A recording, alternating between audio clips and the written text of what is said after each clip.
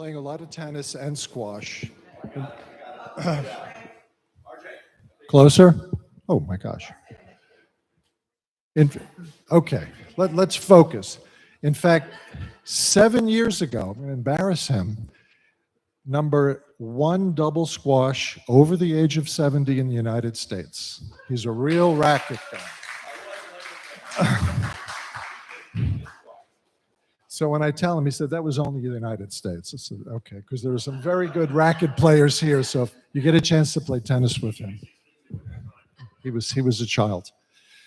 Anyway, Jody grew up in Manhattan and Palm Beach, went to the Fesman School and also a Brooks School, attended Columbia University, was on an aircraft carrier during the Vietnam War for 4 years off the coast of Vietnam, worked for the Admiralty, developed his studio in New York City and New Jersey.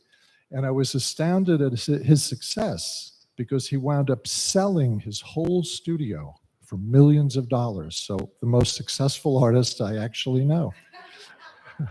So he's going to tell you technically all about his art. Yes. And take it away, Jody. Thank you. Thank you, Frank. Okay.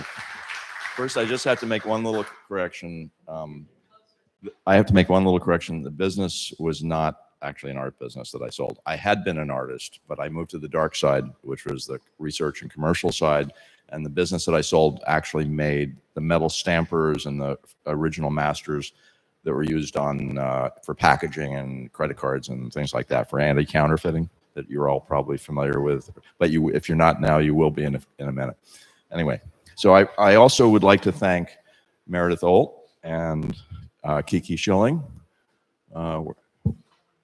for inviting me, and the Pointed Woods Art Committee, or I'm not sure if they're the only members, but thank you so much for having me. And also I have to return Frank's very nice introduction by saying it was really in large part due to his encouragement. I was away from holography after I sold my business for 20 years, and it was largely as a result of Frank's encouragement when I was thinking about getting back into it about 12 years ago, his encouragement and his support all through this time. Anyway, thank you, Frank. And Meredith. Okay, so thank you for coming. Has anybody here actually ever seen a hologram before today?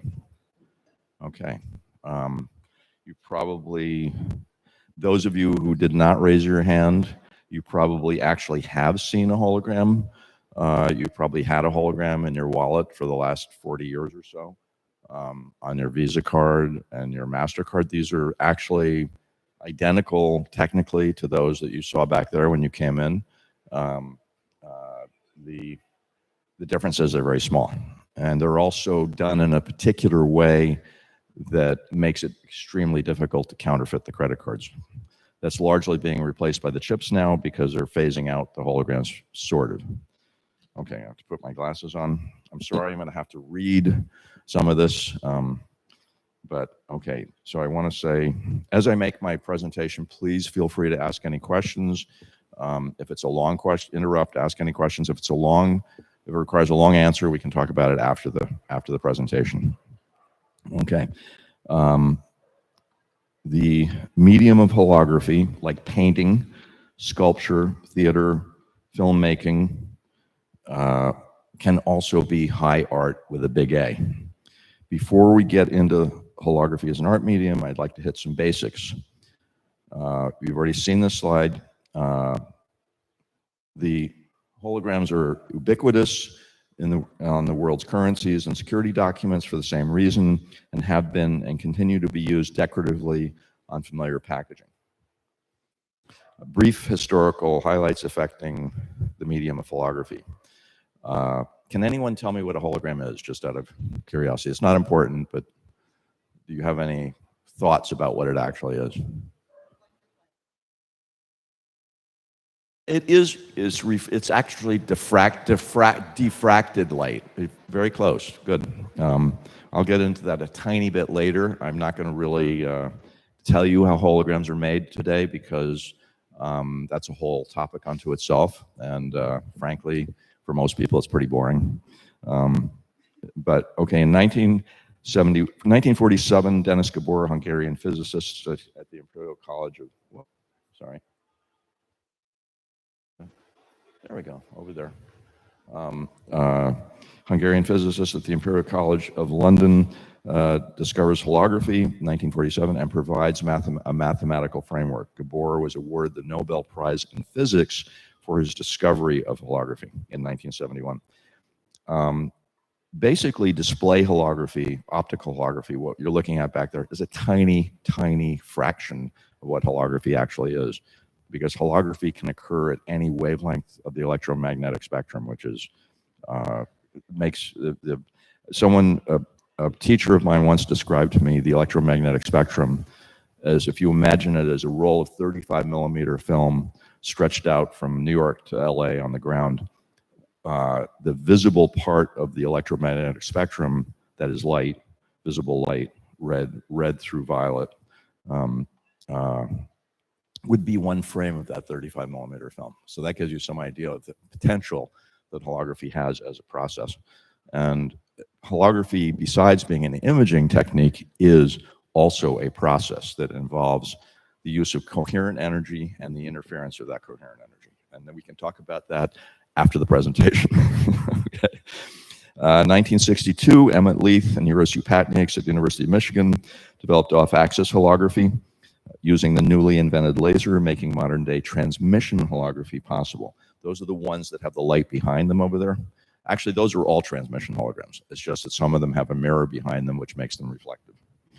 1962, Yuri Denisyuk concurrently but separately in Leningrad, also using the newly invented laser, developed reflection holography, the first type of hologram to be visible without displaying it with a laser light, making modern-day reflection holography possible, which is technically uses the same tools exactly, but uses a slightly different way to record the image.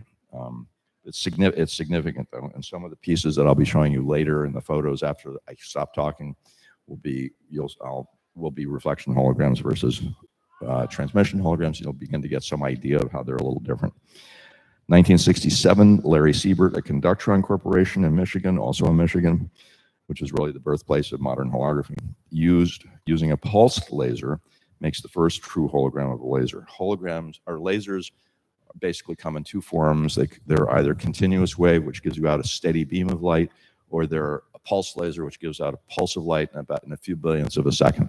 That's the kind of laser that made the hologram of the man in the hologram back there. It's an instant pulse of light in a few billionths of a second, which is necessary in order to freeze the motion of the blood pumping through your skin.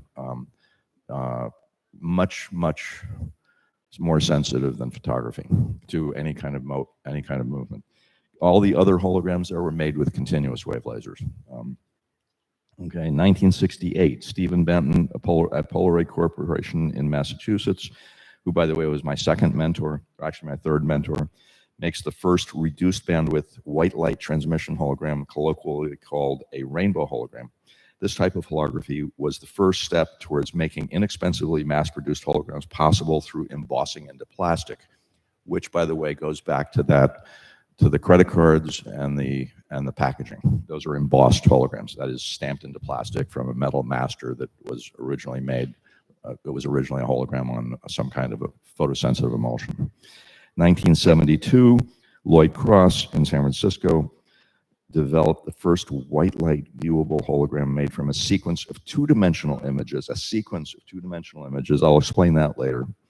Trademarked multiplex holograms for the first time, allowing image acquisition outside the confines of the darkened laser studio and making it possible to make holograms of anything that could be conventionally filmed instead of just actual objects. Okay, some museum and gallery history for holography as an art medium. In the U.S., places like the Cranbrook Academy Art Museum in Michigan as early as 1968, the Walker Art Center in Minneapolis, the Hudson River Museum in 1973, the International Center of Photography in 1975, MoMA in 1977, the Whitney Museum in 1991, the Butler Museum in Ohio in 2003, and most recently, the Getty last year have all hosted major exhibitions of holographic art. Both MoMA and the Getty have holograms as part of their permanent collections, as does the Butler. Museums in Europe and Asia, too numerous to mention, have hosted major hologram exhibitions since at least 1976, and several important overseas museums have permanent collections of holograms. Early galleries and the market for art holography. Galleries in New York City, such as Leo Castelli and the Knoedler, were early exhibitors and supporters of holography. There continues to be significant gallery support for holographic art. The museums, exhibitions, and collections mentioned above were and are of artists' work who made their names as artists in holography, with the exception of the Getty and MoMA permanent collections. The Getty's large permanent collection of holograms consists mainly of work created with holographers under the direction of artists well known in other mediums, such as Chuck Close, Louise Bourgeois, and Robert Indiana. The Leo Castelli Gallery represented the new media artist, Bruce Nauman. This is for me personally. Who here has heard of Bruce Nauman? Okay. Bruce Nauman, I like to think of him as the most famous artist that almost no one's ever heard of. I mean, he's had like a dozen shows at the Whitney, but and all over the world. The latest piece of his sold for over $8 million, which is kind of breathtaking. No, some kind of new media thing. I think it was some collage with neon or something. But anyway, so the Leo Castelli Gallery represented the new media artist. This is 1968, Bruce Nauman, and helped him produce 2 series of original 8x10 laser viewable self-portraits in 1968 and 69. Whoop, did I skip? So that image there was on the cover of Art Forum. That's one of the holograms, one of the 11 holograms he made in 1968. That's a 1970 issue, the December issue of 1970 Art Forum. So that shows you it's been around for a while and recognized sort of as art for a while.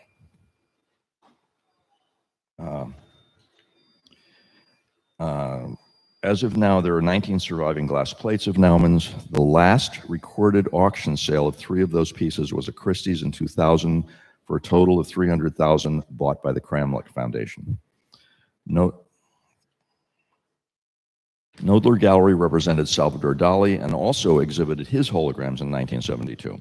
Those holograms were larger, laser viewable holograms in both 11x14 glass plate format and 2-foot diameter, 12-inch high cylindrical film format, which is what this is. This is a laser viewable cylinder of a filmed scene of someone moving.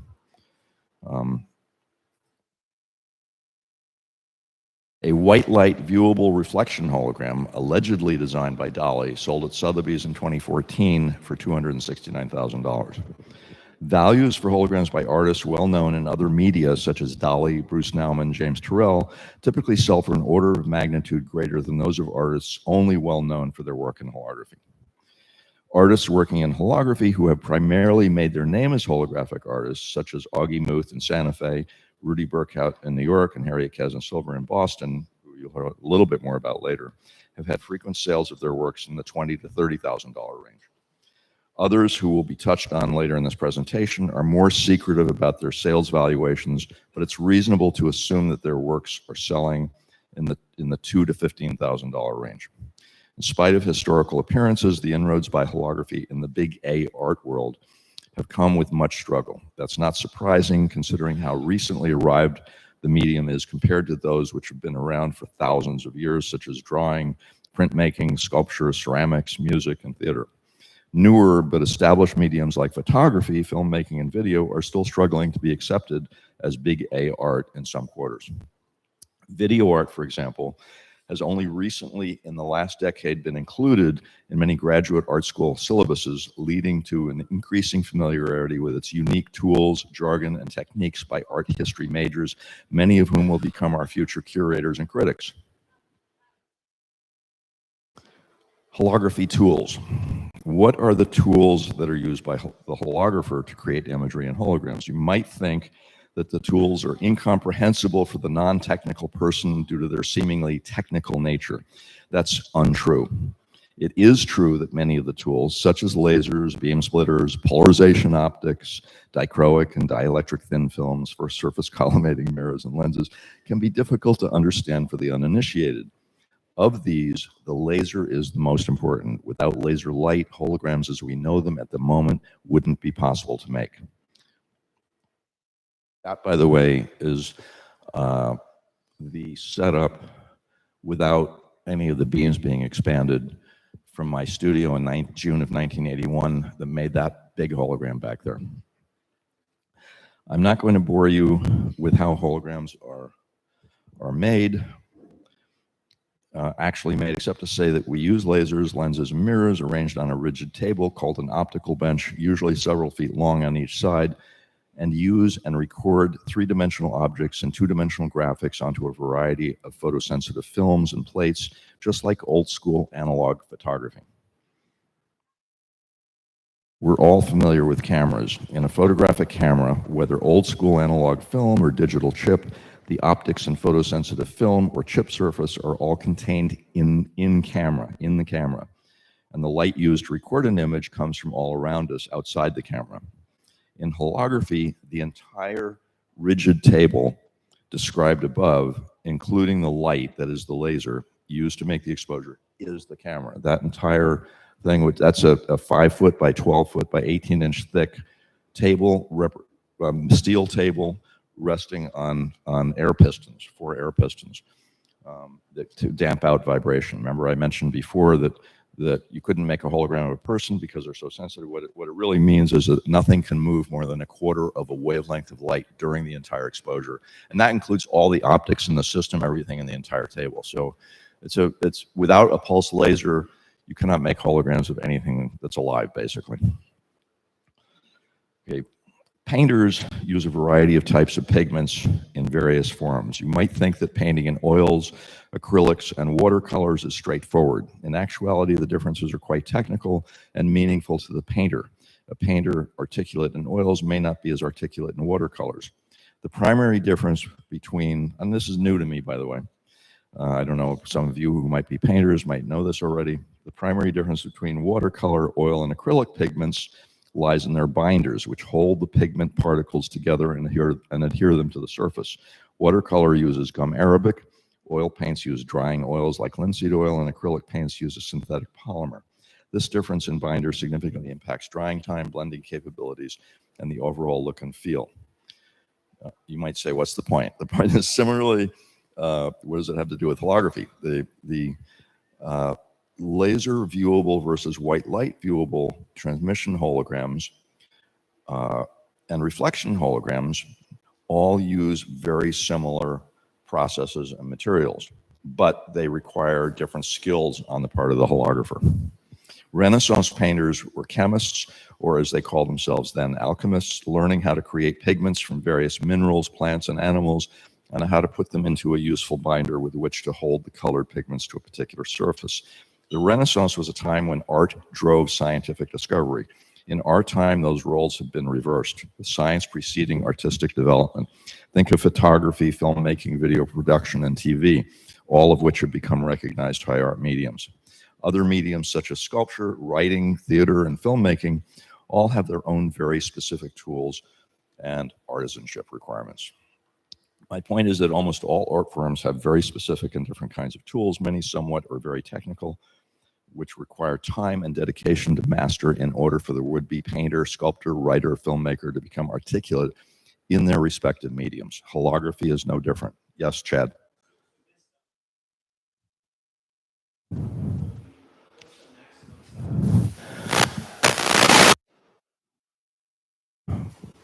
Okay, this particular table, the maximum size hologram I ever made on that was a 20-inch by 24-inch. And that's, later, the master for that Charlotte Moorman hologram over there, the shadowgram with the cello, was a 20 by 20. That was the largest one that I made on that system.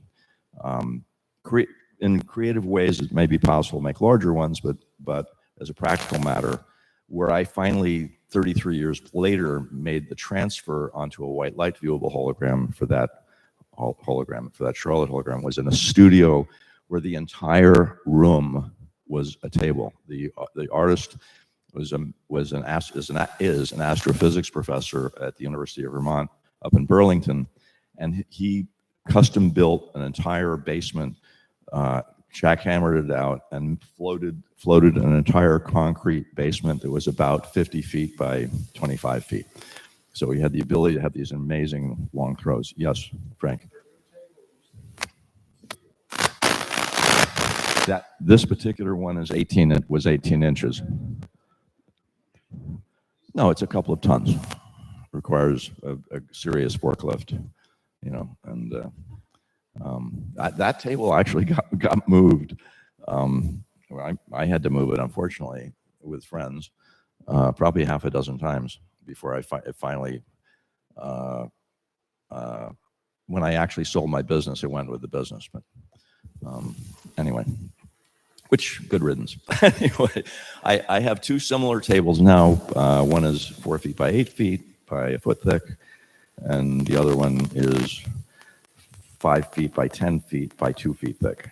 And I love that particular table. But anyway, my size limitation on that table, as a practical matter, is 12 inches by 16 inches for a finished hologram. However, I'm hoping to make a larger 20 by 24 hologram on it by shooting the laser beam across the two tables, so I can effectively use that as a single table.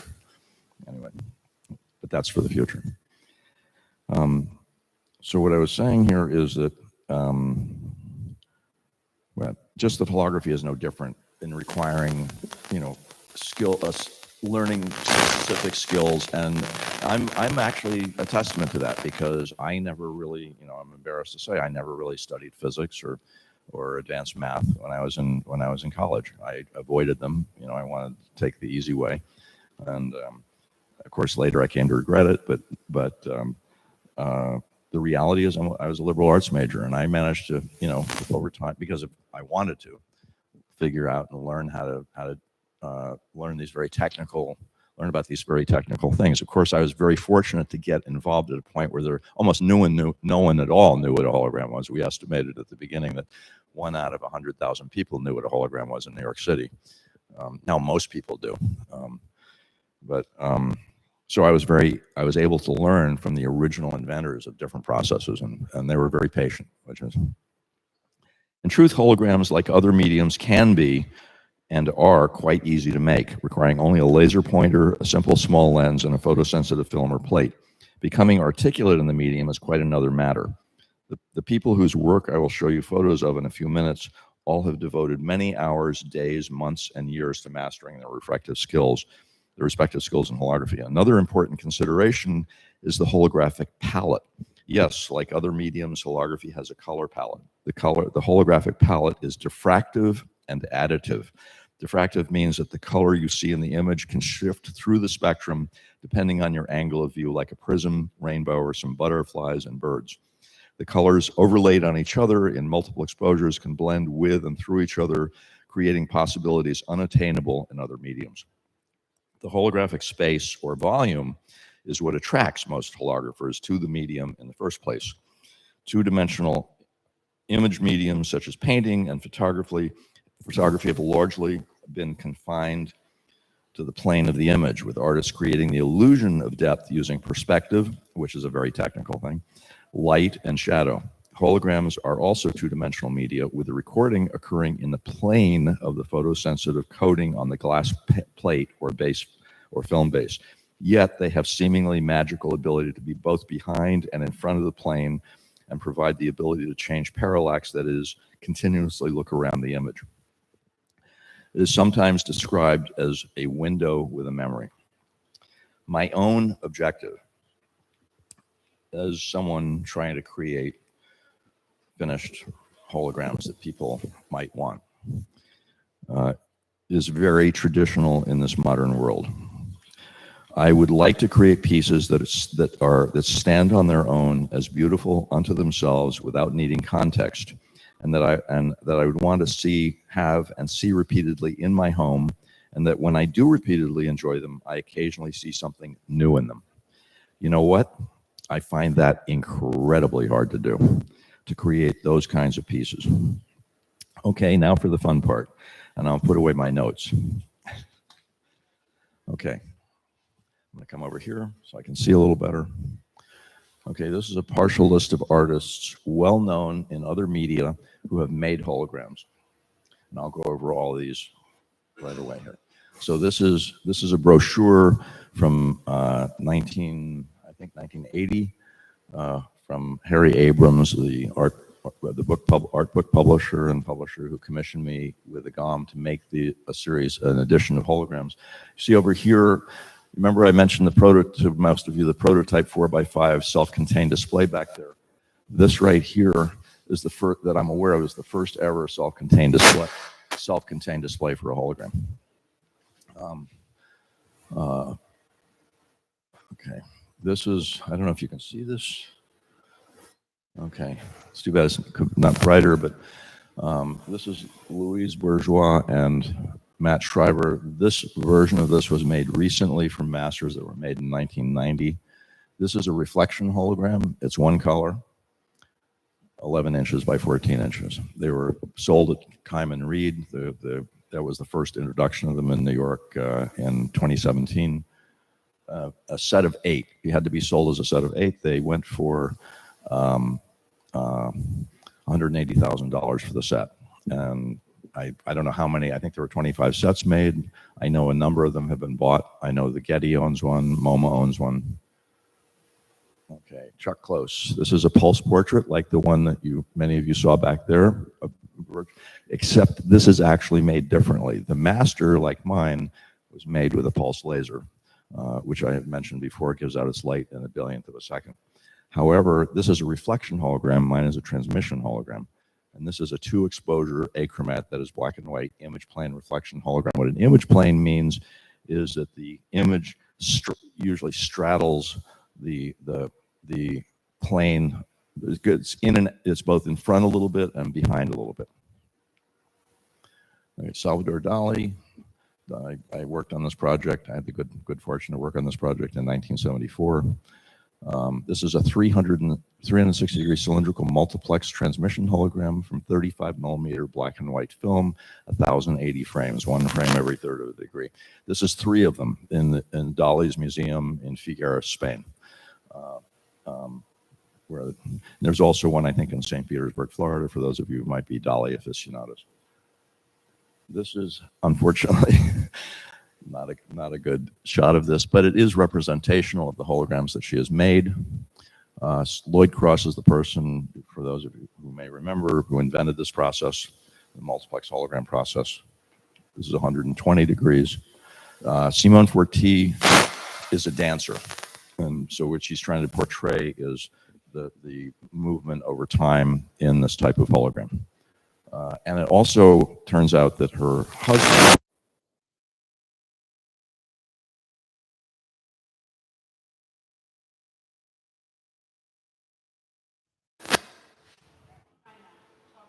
Okay, is that better? Okay. Okay, I will do that. All right, okay. Okay, anyway, so her husband, Simone Forti's husband at that time, was Peter Van Riper, who was one of Lloyd Cross's associates and also a holographer, obviously. Okay, Roy Lichtenstein, this is a model he made. He worked on making models for holography for about a year back then in 1996, but he never actually wound up making holograms. This Bruce Nauman, this is an 8x10 inch. He's probably the first serious artist to make holograms. Who is a serious artist, I mean an artist outside of holography to find holography. And this was made in this one was made in 1969. This is Ed Rouchet. I don't know who made it with him. Looks like an achromat image, but I wanted to show it. It's got overlaid graphics on it, mixed media. James Turrell and John Perry. This is a very large piece. I think almost 4 feet by 8 feet. I know that they were at the Pace Lichtenstein Gallery. I heard they went for $200,000 each. I don't know. Not my kind of thing, really, but okay. This is a partial list of artists who are primarily recognized as artists in holography. Long list. You'll see them all. Okay, this guy I love, Inaki Begarstein. He's English. He's unbelievably talented working in color reflection holography. And I don't know how much his pieces go for, but I've never seen him make a hologram that I didn't think was beautiful. Stephen Benton, who invented this type of hologram, the rainbow hologram. This is one of his early artworks. He was a scientist and an artist. He was one of Edwin Land's proteges, Edwin Land, who invented the Polaroid camera, and who discovered him working in a lab at Harvard. Margaret Benyon was a very early, probably the earliest not well-known artist in other mediums who became extremely well-known in holography. She's really one of the godmothers of the medium.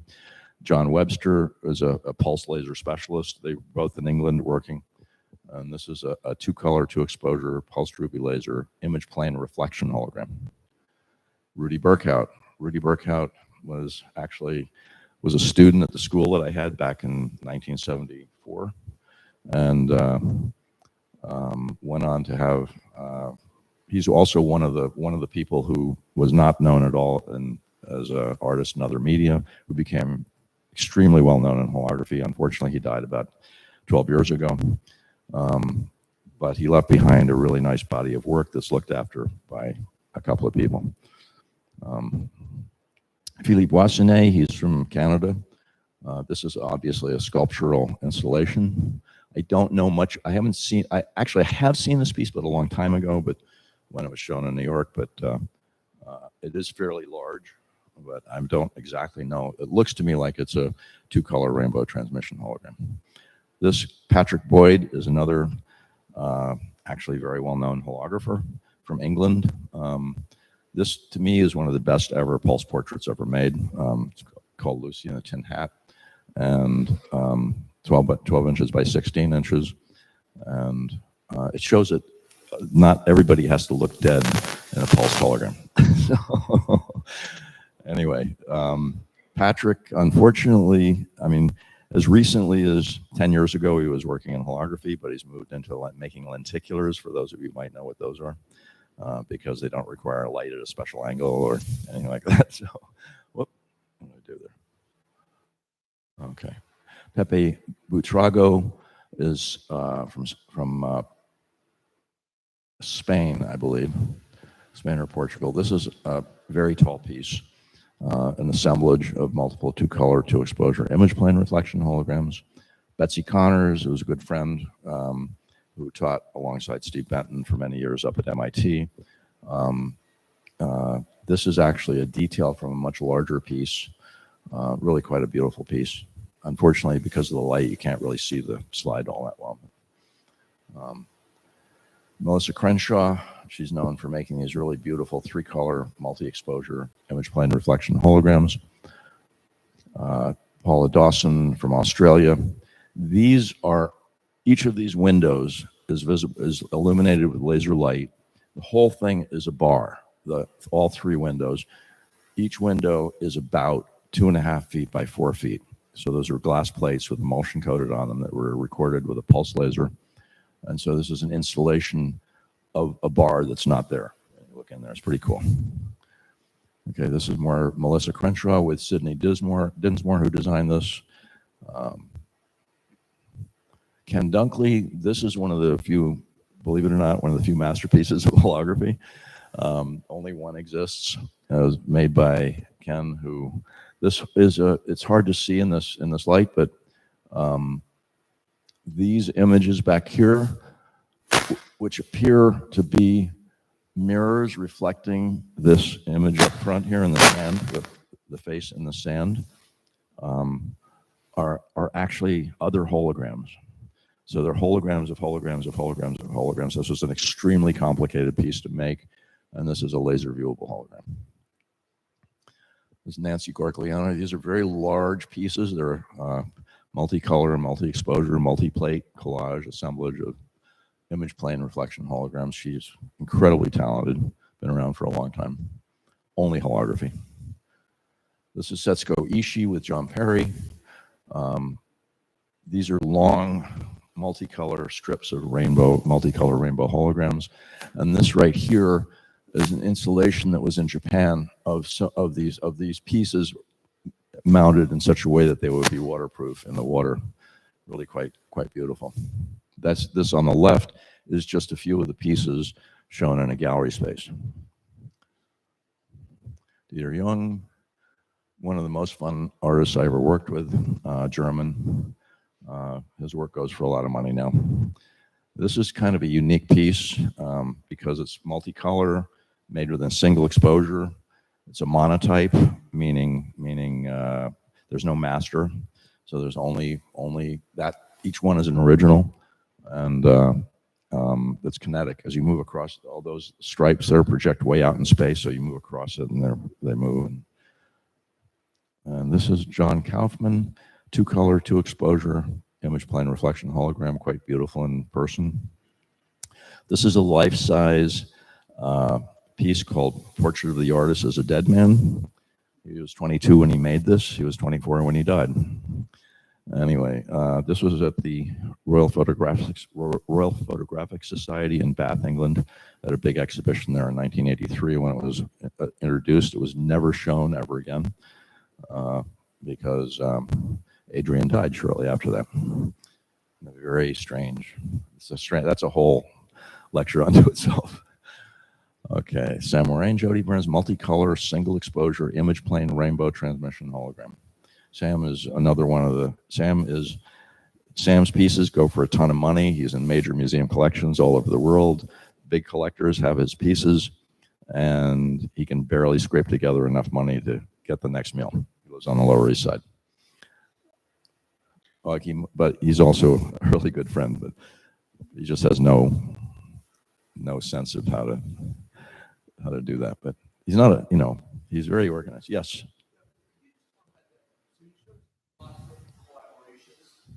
Yes. Yes. Right.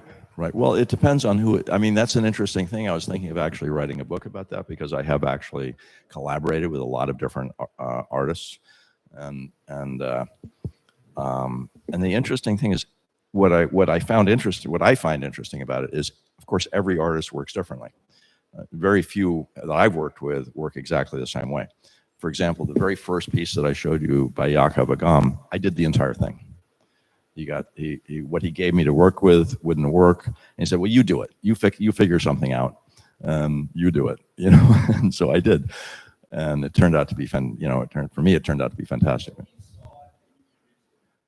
Well, he approved what I produced. Let's put it that way. But I tried to do it in the style that I would imagine that if he understood how holography worked, he would have done it.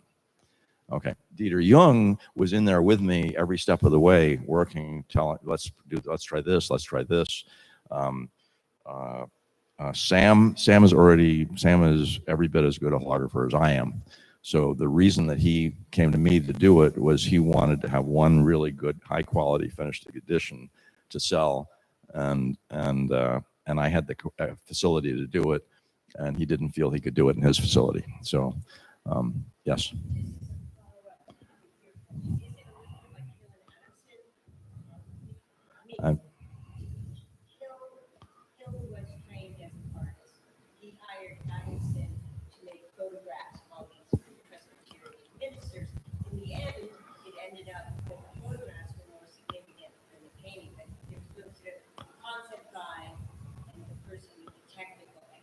Yes. Yes. Right. Right.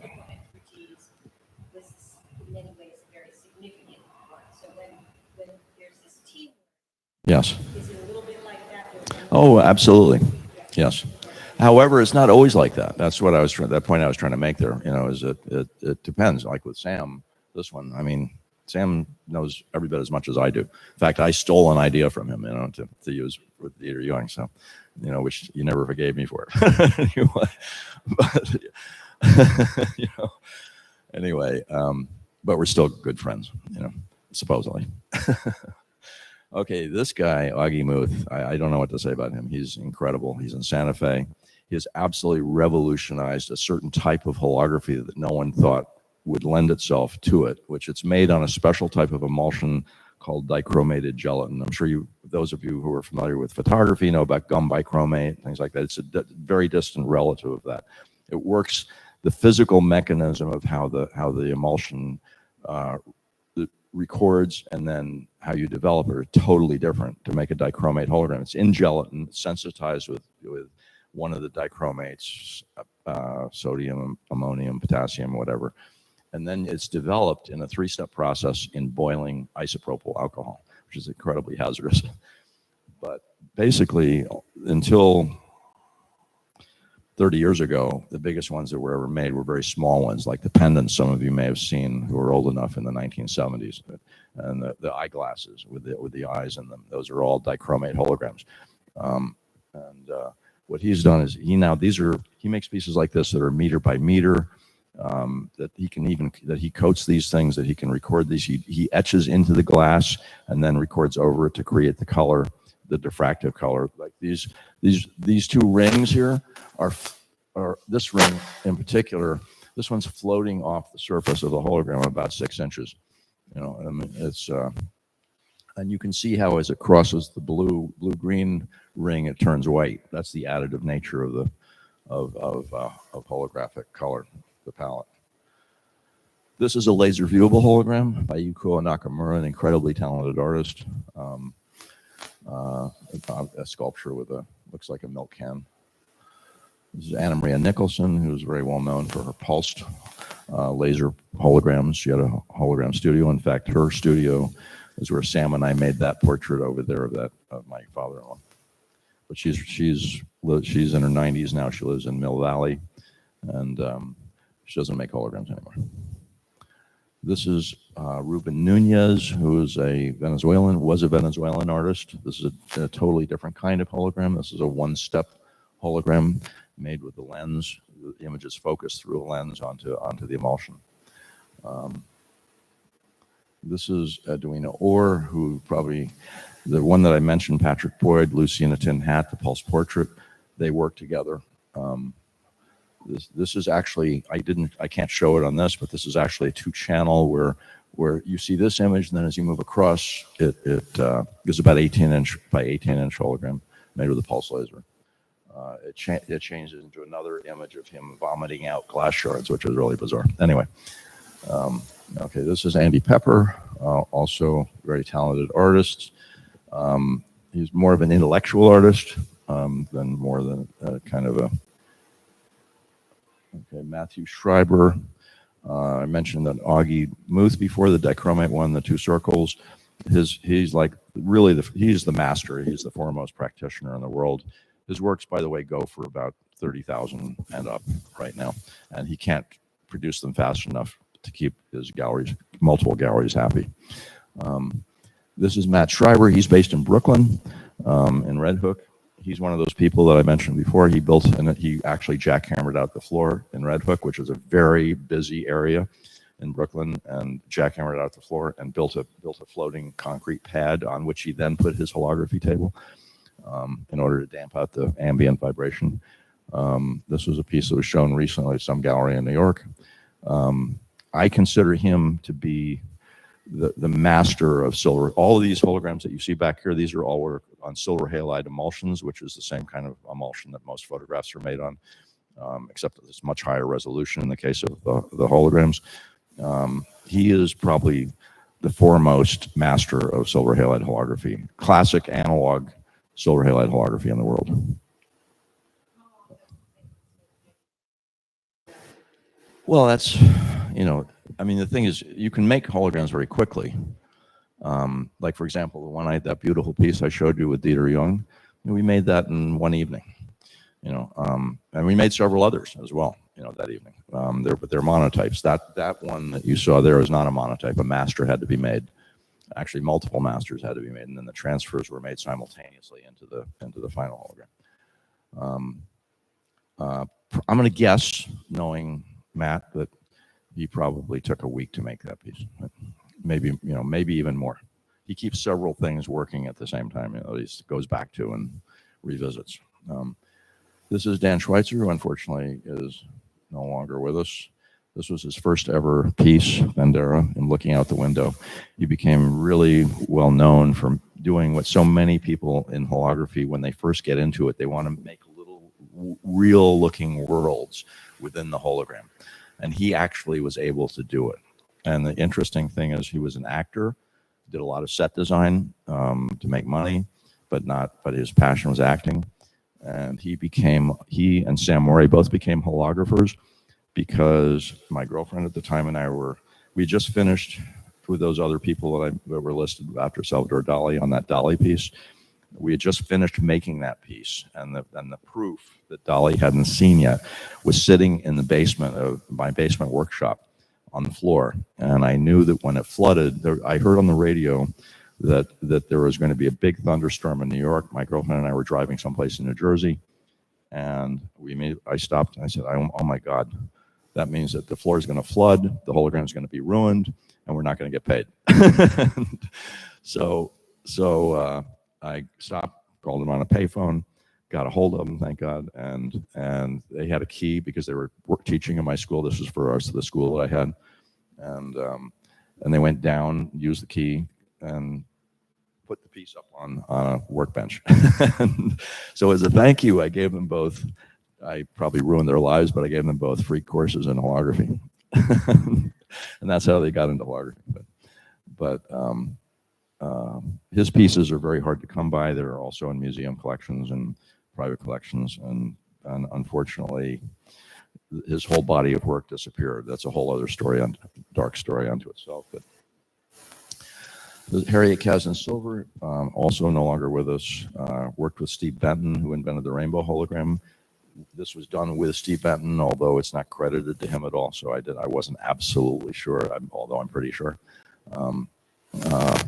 This is actually a 12 by 16 rainbow hologram, one color rainbow hologram. There is a version that's actually probably better known, which is laser viewable, and it projects out, the photos come out and project out into space. Harriet was a feminist and had a certain, although she loved men, she was also hostile to men, and was constantly expressing that in some way. Doug Tyler, who I just was talking to, remember on the phone, that 45 minutes, I've been talking to him in 45 years. And he's a professor in Indiana. This is a totally unique type of collage made from, each one of these holograms here, these are all holograms. And those are laser viewable holograms, but they're visible, they're being shown in white light. And so he doesn't care that people not see what's inside them. It's the effect of how they react with the white light that he liked. And he created a whole series of these and sold almost all of them. Right now he's just teaching holography, he's not making any. Doris Villa from Cuba.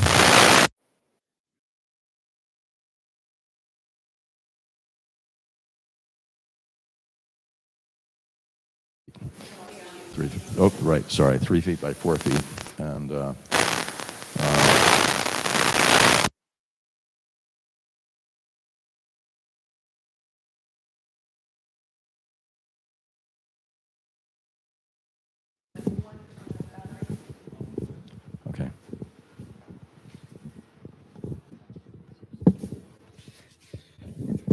Hello, can you hear me? Okay, this is Steve Weinstock. This is a 12-inch by 16-inch piece, multicolor monotype image. He's actually helped me design those displays back there. He's based in LA. He just arrived in New York today, and for his daughter's NYU graduation. He's coming to visit tomorrow.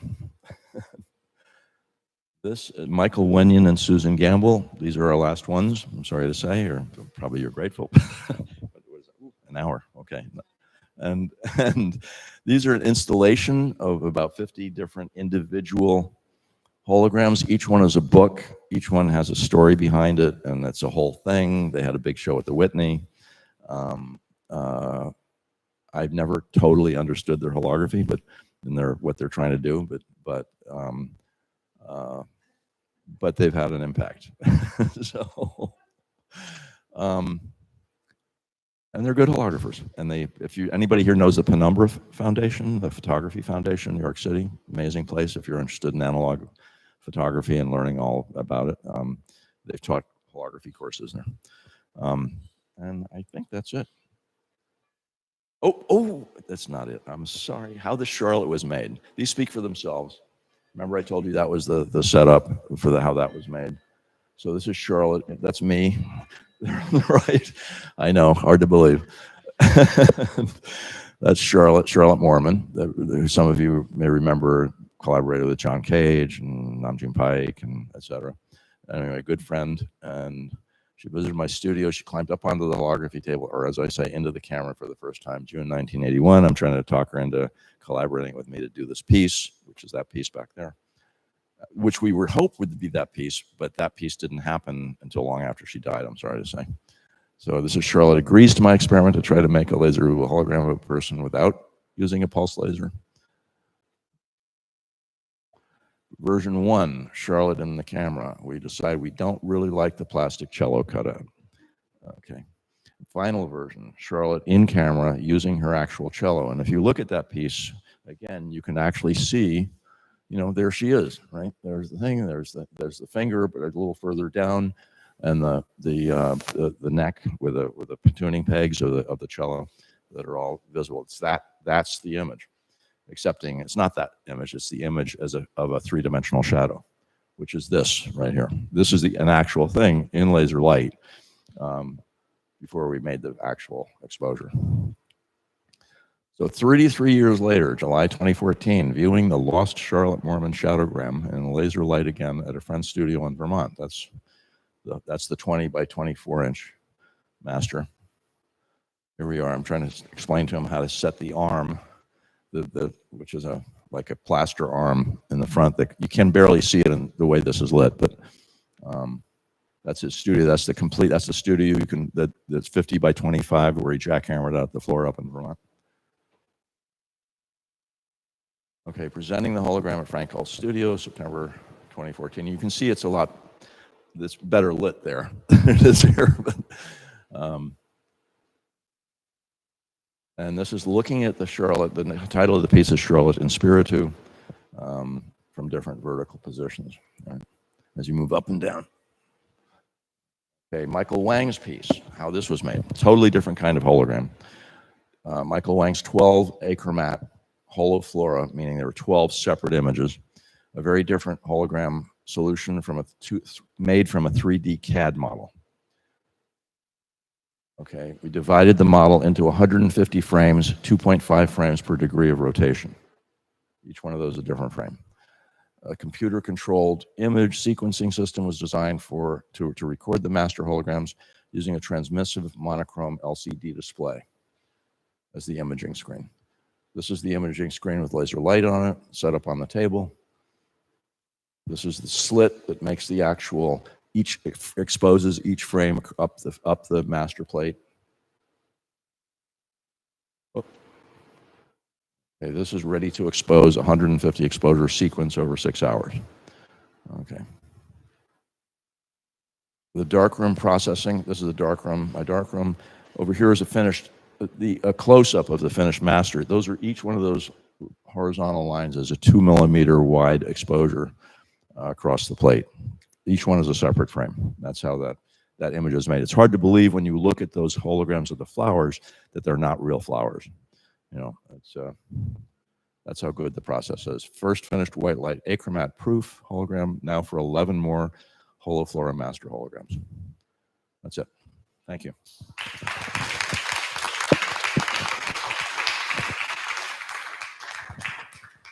Yes, Kiki.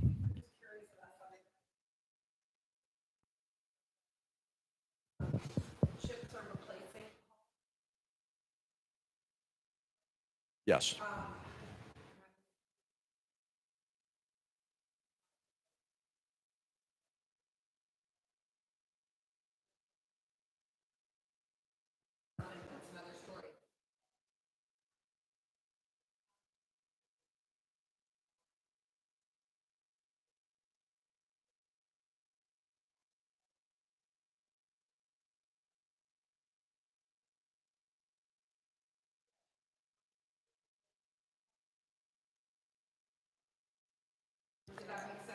No, it does make sense. It does.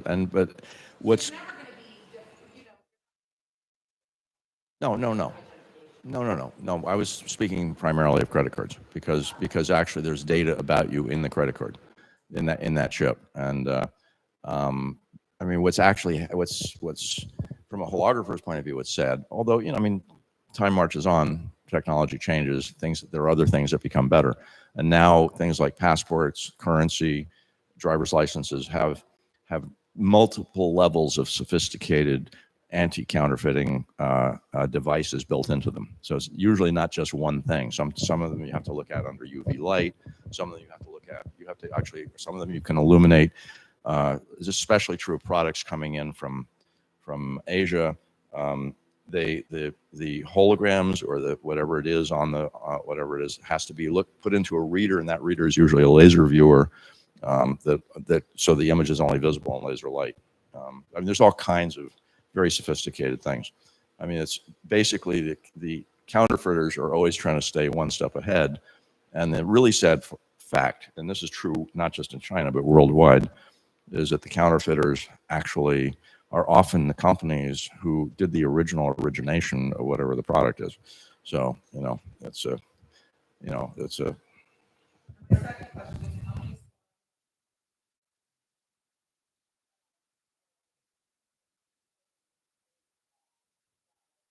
100, and that particular one 150.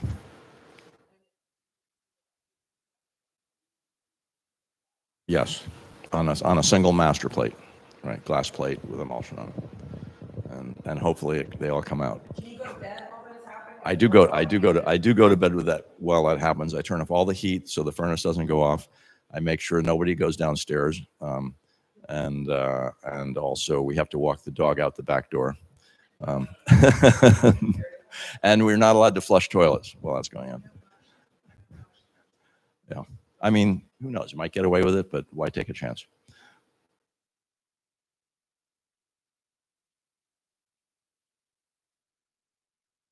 That was 3 master plates, but it was a single plate. And actually, that particular one used each one of the sequences. There were slit sequences. In other words, 2 different kinds of slits. But okay, each one was 254 exposures. So that single master plate had to be made over 3 days, 3 nights, and hopefully it came out, which it did. So thank you. But that was the first test of doing it that way. I've come up with a whole bunch of ways to do it a lot faster since then. That was like 4 months ago.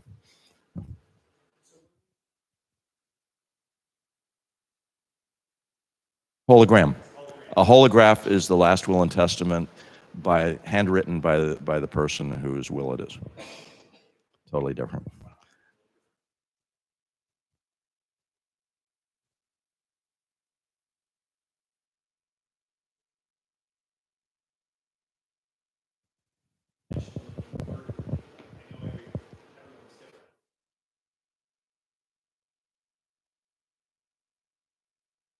Well, we call it the hologram dance. You move forward, you move back, you move from side to side, you move up and down, and depending on the kind of hologram it is, you actually, if it's a laser viewable hologram, you can go right into it and look around the corner of the edge of the plate, which is just like a window. I mean, it's incredible, really. And having said that, I have to say, I would not probably have gotten into holography if the first hologram that I had seen was not a laser viewable hologram. If it had been a rainbow hologram or a reflection hologram, I probably would not have gotten it. Because Dennis Gabor won a Nobel Prize in physics for inventing it in 1971 because it is an entirely new medium, right? And we're right at the tiniest tip of the iceberg. It hasn't progressed nearly as fast as, say, the digital revolution, which kind of came along after holography, but because, I mean, one example, people want to have holographic television. Rainbow hologram was actually invented looking for a way to do holographic television. The reason is because a square inch of that holographic emulsion back there, to digitize that would take 10 to the 11th bits, which is a massive amount of information. That's just 1 square inch of a hologram. So, in terms of holography is going digital. I should say that. I mean, The other thing is there are lots of other ways now that we can perceive 3D, and 3D with apparent parallax. I'm sure many of you are on Facebook. You might have seen the 3D photos. Those are incredible. Well, what it is, it's an actual photograph where there's something called a depth map behind it, which is just a shaded black and white, kind of very rough shape, almost like a mask of the image in the photograph. And the parts that are white are closer to you. The parts that are black are farther away. But it's all done digital. It's all done, that's all processed through an algorithm in the computer. And that's just one. It's pretty amazing stuff. I mean, and that's just one type of way that people are creating these things. There's a company in Brooklyn called the Looking Glass Factory. They're making incredible devices that are essentially digital lenticulars, where you have 100 separate views across the thing. You have full, just like in the multiplex holograms. The difference is they're full color, and they also, you can do video in them, and they also, you can hook them up to your computer. You can, if someone else has one, you can do actually a 3D call with them in person, and you can buy those right now. They're called Looking Glass. There's a variety of different models. The big ones are very, very expensive, but you can buy little ones for a few $100s.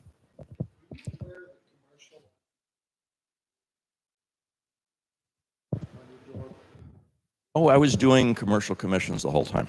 I mean, I started out actually realizing that I was no good at making holograms and that I couldn't make them well. And so I was I wanted to be involved. I wanted to find some way to learn how to make better holograms, which was really my thrust all the way through my career in holography, which, by the way, there was a big 20-year gap. I was in it for 20 years, then out for 20 years, and then back again in 2014. What do we sell? Mostly back in the early and mid 70s, trade shows. The trade shows were the big market, particularly for the cylindrical holograms, because they had a little bit of movement, about 6 seconds worth of movement around that cylinder as it rotated, 1,080 frames. And depending, it was a skill that you had to learn, because the filming had to be specific for that particular volume of space and how it worked visually. But so then, a lot of people have always hoped to do point of purchase. There's a hologram that I didn't show you called the Tiffin hologram, which most people in holography know me for, that I made in 1982. It was a large embossed mass-produced hologram made for the Tiffin filter manufacturing company in Hauppauge, New York. They were going to use it as a point of purchase display. And they did use it as a point of purchase display, and 5,000 pieces in stores to sell filters. But the interesting thing is I could make the hologram cheaper than the light could be supplied for the point of purchase display that was required in order to illuminate the hologram. So, so there's always something, but I started out as an artist and doing the portraits, and then I felt I was not articulate enough to really do it. I mean, the same reason I started a school was because I wanted to be involved. I wanted to make money doing it, but I wasn't good enough to make good enough holograms to, at least I felt I wasn't good enough. So, it's been a journey, and where I am now is very different from when I had a business, which is I don't need the money now, and so therefore. Getting back into holography, I'm trying to revisit the art that I kind of left behind in the 70s, and because now I have that I am now much more articulate in the medium, and I think other people my age group, who are all there at the same kind of in the same era, we all kind of feel the same way. We feel like now we can forget trade secrets, we can forget all this stuff. So we're constantly in touch with each other, helping each other figure things out, which we would never have done in 1970s, 1980s, even the early 1990s. It just didn't happen because we were all in vicious competition with each other for very few scraps, I might add. Anyway, anything else? Oh, okay. So I'm just, Chad, I have one more comment though. Real holography, analog holography, here are the markets for it. Either as an artist, a hobbyist, or as a student learning physics because holography is almost taught to college physics students, sometimes high school physics students, to learn about coherence and interference, and that's it. Because these kinds of holograms here can all now be made digitally, which is pretty amazing. You have to know what you're doing. I have no idea how to do it, but that's it. Thank you.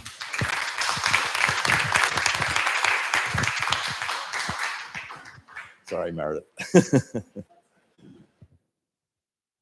Thank you. Thank you.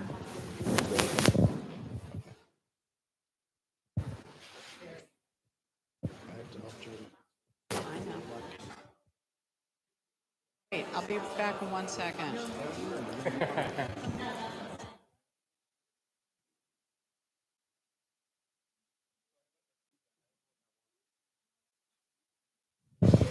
Yeah, it's weird.